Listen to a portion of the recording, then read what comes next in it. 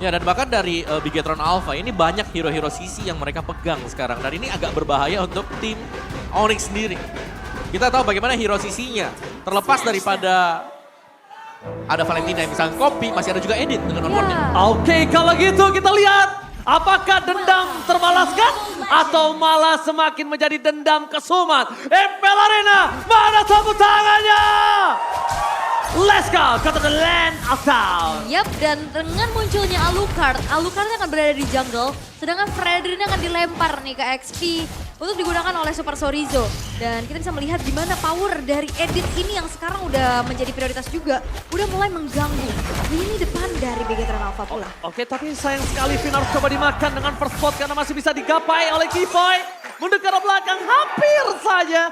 Sedikit lagi bisa dimakan oleh para pasukan dari Onyx. Yap, hampir ya, tapi memang nggak mau coba untuk dipaksakan juga. Dan kita bisa melihat peraduan kedua belah XP laner. Boots ini cukup untuk bisa melakukan adanya cutting-cutting juga dengan adanya Tenacity, bahkan bikin ke arah Encourage. Oke, tapi Super Ken di depan sana akan coba tahan perangkap.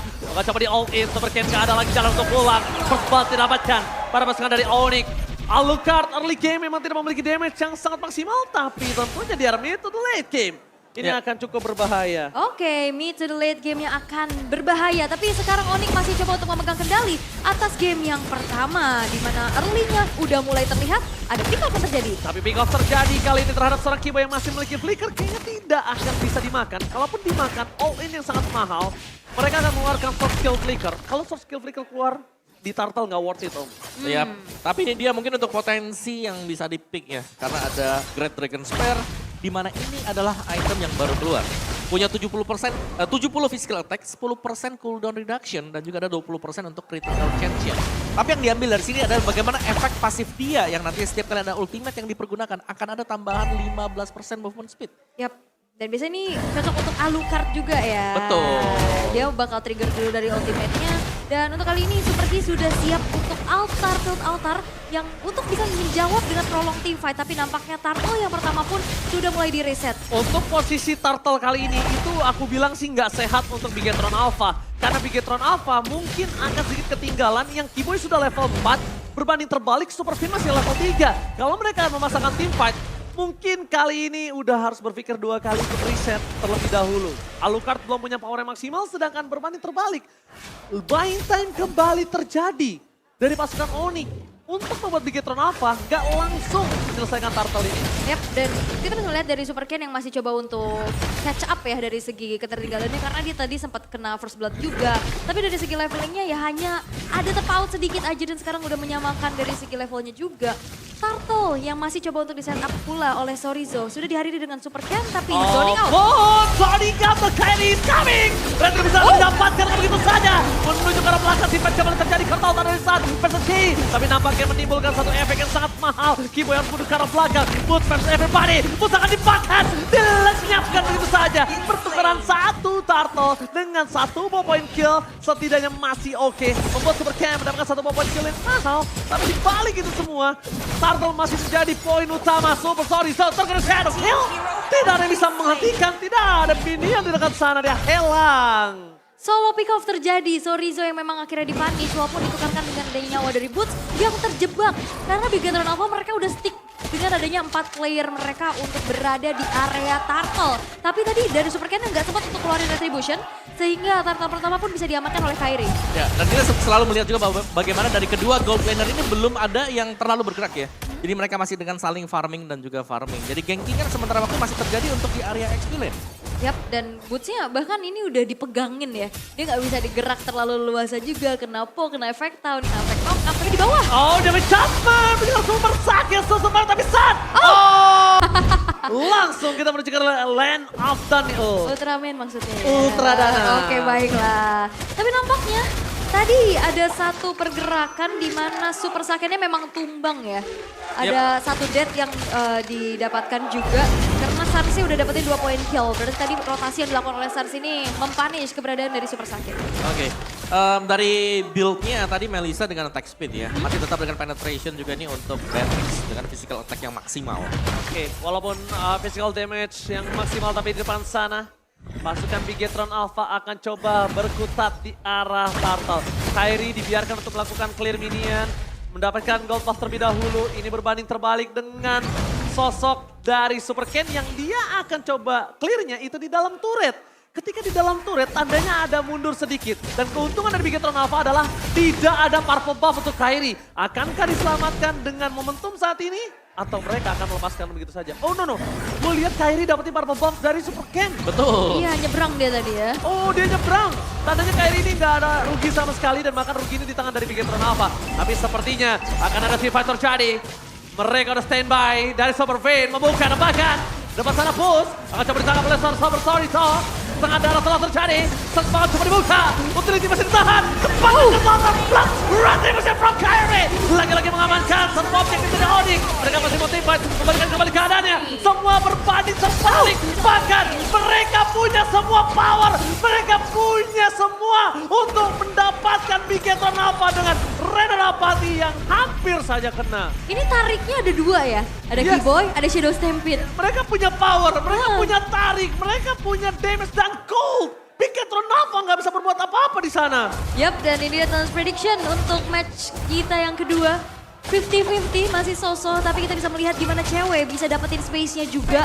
Bahkan outer turret dihancurkan. Dan wow, Kairi dengan satu buah retribution sekarang udah membuat adanya gap level antara kedua bejangler ini ada dua perbedaannya. Oh, San, itu dia sengaja di poking damage-nya. Sengaja untuk poking damage dan dia sepede itu kalau dia akan dibantu dengan follow up dari teman-temannya loh. Dan ini membuat dari Bigetron Alpha agak sedikit buyar kayaknya karena mereka sekarang udah jalan harus bareng-bareng. Benar. Dan ini berarti mematahkan untuk jalur farming dari Super Ken. Yap.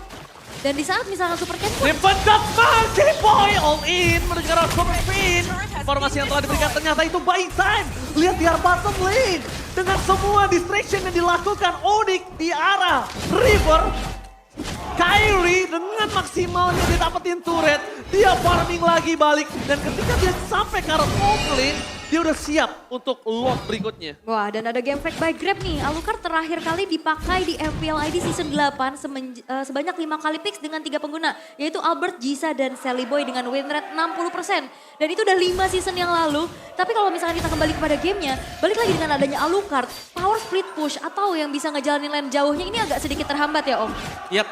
Karena memang ya sekali lagi dengan one way ticket mereka harus berhati-hati dan split pushnya yang menjadi makanan sekarang. Onyx mereka memaksimalkan bagaimana usage dari hero mereka.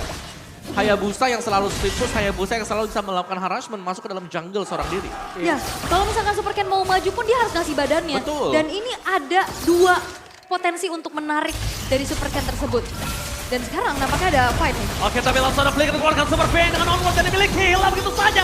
Masih ada total safety. Cewek tidak ditumbakin. Tapi para pasukan dari Bigetron Alpha mereka juga harus melihat di mana para pasukan dari Onyx memasang team fight yang selanjutnya. Sat saja lepiting. Ketika Sat ditumbangin, Kairi is coming. The latter shadow kill. Itu dia. Sandwich Gaming sudah melihat double kill. Sat hanyalah sebuah beat yang dimakan oleh Bigetron dan diselesaikan oleh Kairi. Job desk Kairi hanya eksekutor. Memakan 2 point kill membuat mereka free lord dan no cashback for this time. Yes, dan ini adalah memang tipikal dari jelasan ya dengan power baitingnya yang dia miliki. Ya dan bahkan dia ada langsung ke bottom lane dia karena udah pasti jelas Oh. menang. Oh, happy birthday Super Ken! Permainan Wesker yang sudah lama kita tidak lihat. Super Ken langsung tumbang turun di depan sana. Wow, yes itu dia. Power pick off jelas dipegang oleh Onyx tadi dengan adanya Divine Judgment juga. Di lini depan mereka punya glue yang juga nge-distract. Ini berdua bersama dengan Sans. Seakan masih belum ada jawaban yang pasti. Karena memang Melissa ini multiple shot tapi tidak mudah untuk bisa cepat menumbangkan Boots. Iya, apalagi ekstra kerja keras juga kalau misalkan ada altar yang selalu tepat waktu untuk nge-backup pemain-pemain dari Onyx. Dan balik lagi tanpa adanya power untuk bisa ngejalanin split push dan juga lane jauhnya, ini udah mulai terbengkalai. Sekali dari Melissanya ataupun dari Fredrin yang ikutin fight, itu bakal bisa di-split oleh Kairi. Ya dan bahkan oke, Melissa adalah marksman yang mandiri, ada go away-nya tapi Shadow Kill tetap masuk ke dalam. Ya, karena itu gak kelihatan kan Betul, Shadow. Shadow udah nempel duluan. Siap gak menabrakkan dirinya juga, tapi untuk kali ini Lord yang pertama bakal coba untuk dimanfaatin 10.000 perbedaan di menit yang ke-10. Bigetron Alpha, mereka harus mencoba untuk menjaga asa mereka untuk bisa melakukan comeback. Oke, Oke, tapi nampaknya dia masuk lane. Confuse game telah terjadi. Dapatkan Keyboy terdeteksi begitu saja. Masih coba untuk menahan. Tidak mau terlalu terburu-buru. Ternyata itu hanyalah sedikit gerakan. Oh! Reda dapatnya from cewek! Kali ini belum dikeluarkan dan langsung ini minus station. Merupakan 1 poin kill yang sangat mahal. Ditambah dengan 2 poin kill. Kertas dari sana. Kairi menjaga super sakit. Dan untungnya terbagi dua. Tapi sayangnya damage-nya terlalu sakit. Ini bencana! Onyx berhasil memporak-pandankan Wicked Alpha di game pertama dengan sangat cepat tepakan. Double kill dari cewek menutup game pertama. Perbedaan 12.000 gold, perbedaan atribut yang sangat timpang. Even pun itu di depan mata adalah sesosok roamer, sesosok tank, itu bakal bisa dimudah untuk di meltdown oleh pemain-pemain Onyx. Dan potensi split push, objective power, Onyx bisa mengamankan game yang pertama dengan begitu cepat. Ya, dan bahkan terlalu cepat mungkin ya. Belum ada perlawanan sama sekali tadi dari Bigetron Alpha. Dan sesuai